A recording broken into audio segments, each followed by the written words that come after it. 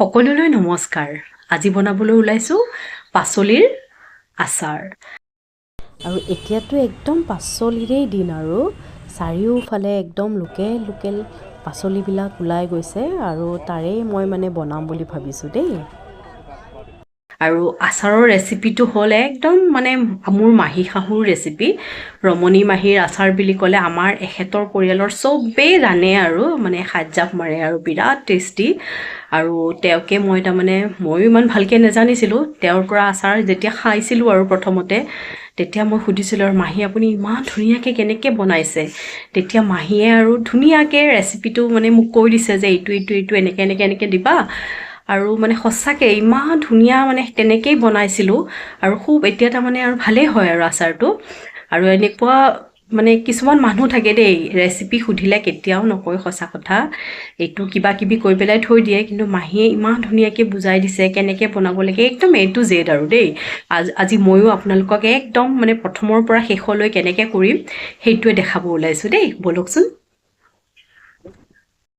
আপোনালোকে বনাব আৰু পিছত মোক ক'ব দেই, সঁচাকৈ আৰু খুব তেনেকেই বনাব, বৰ ভাল লাগে আৰু ইয়াৰ বাবে মই আচাৰৰ বাবে কি ল'লোঁ, বিন ল'লোঁ, গাজৰ, বিন আৰু ফুলকবি, এইখিনিতেই বনাম বুলি ভাবিছোঁ।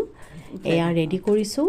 আৰু মোৰ দুইজনী মায়ে আছিলে ঘৰত তেতিয়া, আৰু তেওঁলোক থকাৰ চেগতে আৰু মই এইখিনি কাটি পেলাই ল'লোঁ আৰু দেই।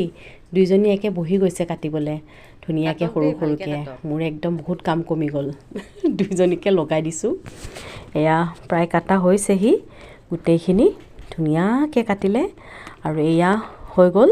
আৰু ইয়াতে মই বাকেট এটাত সৰহকৈ নিমখ দিছোঁ যাতে গোটেইখিনি আচাৰ হয়, ধুনীয়াকৈ মিলি যায়। আৰু এয়া মাহীয়ে কৈছিলে যে 20 দিনমানলৈ থ'ব লাগিব। এয়া মোৰ আজি 20 দিন হ'বহি আৰু এয়া হৈ গ'ল। গতিকে আৰু তাৰ পাছত কি কৰিব লাগিব, গোটেই আচাৰখিনি পানী দি ভালকৈ ধুব লাগিব। যিখিনি আছিলে ভেজিটেবলখিনি সেইখিনি একদম পানী দি ৰগৰকৈ ধোৱা বুলি যে কয়, কিন্তু চাবোন তাবোন নিদিব আৰু। এইখিনি ধুলোঁ, ধুই পেলাই এতিয়া মই প্ৰথমতে পানীখিনি যাবলৈ দিম। পানীখিনি একদম পূৰা এটা ভাল ৰ'দ আছিলে, গতিকে এদিনতে হৈ যাব মোৰ। এয়া এতিয়া পানীখিনি গ'ল, গতিকে মই এদিনৰ কাৰণে পূৰা ৰ'দত শুকুৱাই দিম পানীখিনি, যাতে গোটেইখিনি শুকাই যায়। কিবা কাৰণত যদি পানী নুশুকায়ো পিছদিনাখন দি দিব। আৰু এয়া অকণমান মই হালধি মিক্স কৰি দিছোঁ যাতে হয়। আগতে দেখোন মাহঁতে দিছিলে আৰু হালধি মিক্স কৰি পেলাই, সেইকাৰণে ময়ো দিছোঁ, মাখি নপৰে বুলি কয়। গতিকে আৰু এইফালে ৰেডি কৰিছোঁ, তেল 1 লিটাৰৰ কমকৈ দিছোঁ। আচাৰো সৰহ আছে, গতিকে 1 লিটাৰৰ অকণমান কমকৈ তেলখিনি দি গৰম কৰি পূৰা ঠাণ্ডা হ'বলৈ দিম। আৰু এই মছলা একদম সমান সমান ল'ব লাগিব দেই। 3 চামুচমানকৈ লৈছোঁ মই জিৰা, এয়া ধনিয়া, আৰু এয়া হ'ল পাঁচফোৰণ। এইটো একদম মেইন দেই, দিবই। মই প্ৰত্যেকটোৰে 3 চামুচকৈ লৈছোঁ। আৰু এয়া হ'ল চফ, আচাৰৰ ৰজা বুলি কয় আৰু চফ। আৰু এয়া শুকান জলকীয়া 10-15টামান লৈ লৈছোঁ। এইখিনি লৈ এতিয়া মই একদম ধুনীয়াকৈ কম জুইত, বেছি নিদিওঁ জুই, কম জুইত অকণমান তাক গৰম কৰিম।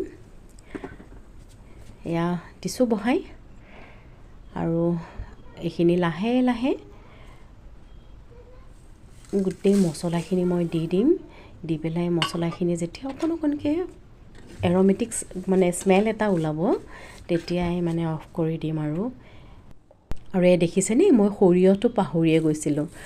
সৰিয়হো দিলোঁ 3 চামুচ, গোটেইখিনি সমান জোখৰ আৰু সেইখিনি দি পেলাই এতিয়া মই একদম কম জুইত বস্তুটো লৰাই থাকিব।